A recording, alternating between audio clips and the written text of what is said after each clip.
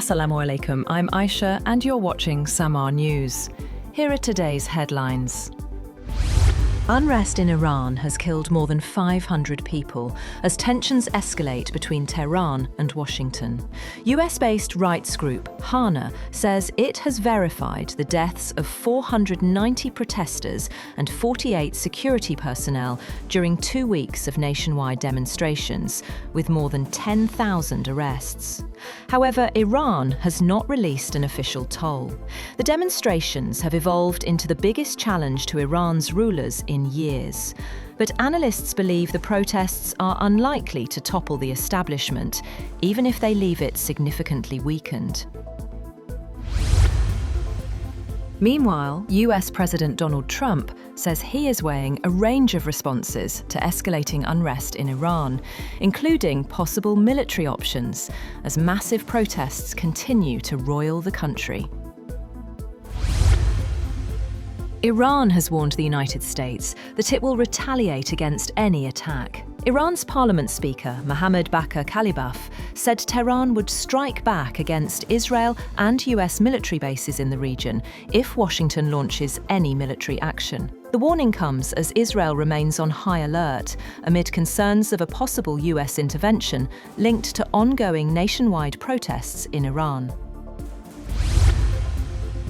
US President Donald Trump has said that he plans to speak with billionaire Elon Musk about restoring internet in Iran, where authorities have blacked out services for 4 days amid ongoing anti-government protests. In response to a question about whether he would engage with Musk's SpaceX company, Trump told reporters he's very good at that kind of thing. He's got a very good company. Musk has supported providing Starlink to Iranians to help them circumvent the government's restrictions, including amid previous protests in 2022. Israel has been placed on high alert amid concerns over a possible US intervention in Iran. According to Israeli sources, the alert comes as Iranian authorities face their largest anti-government protests in years. US President Donald Trump has repeatedly warned Iran's leadership against using force on demonstrators and said the United States stands ready to help. Iranian women rallied in London in support of anti-government protests gripping Iran. Around 100 people gathered near Downing Street, with a larger crowd protesting outside the Iranian embassy. However, Turkish police blocked Iranians in Istanbul from taking out a similar rally outside Iran's consulate. Authorities said the demonstration was banned, forcing the group to relocate to a nearby coffee shop to read a statement and chant slogans backing exiled royal Reza Pahlavi. Police later dispersed the group as tensions flared, with protesters urging Turkey to support Iranians facing deadly crackdowns. A truck ploughed into a crowd gathered in Los Angeles to show support for Iranian protesters.